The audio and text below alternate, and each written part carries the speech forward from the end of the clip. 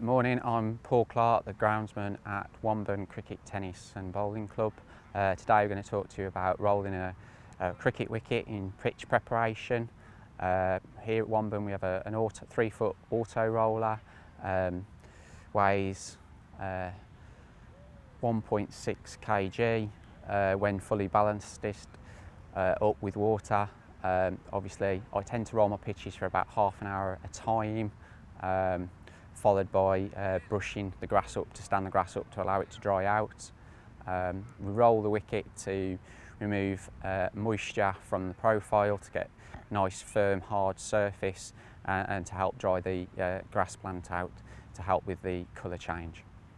Yeah, so by rolling a wicket, obviously you're looking to get it nice and firm and hard so that you can get consistent even bounce and pace and carry when the game's in play.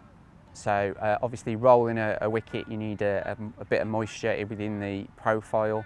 You can't roll a wet wicket because all you're going to be doing is smearing the actual clay. You're not actually going to be drying out the surface.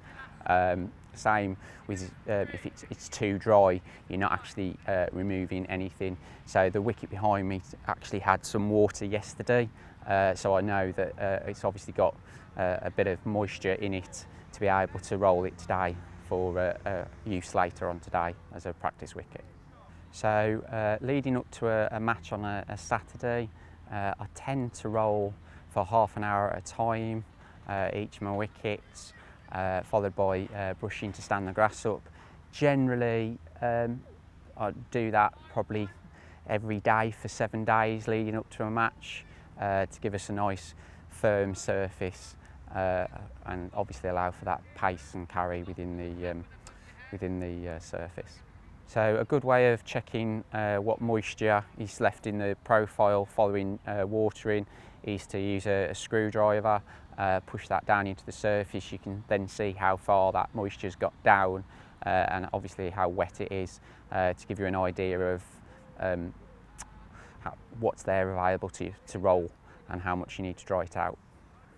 So as you can see, I've just been rolling this part of the wicket. I generally go up the one side for about 10 minutes and then I'd move over and do the middle bit for 10 minutes and then the far side for 10 minutes. So that's my half an hour rolling, working across the square. Obviously the speed of the roller, as you've seen, it's quite slow, steady walking speed, max. Don't want to be going too fast. I want to be making sure that I get the maximum compaction down into the surface.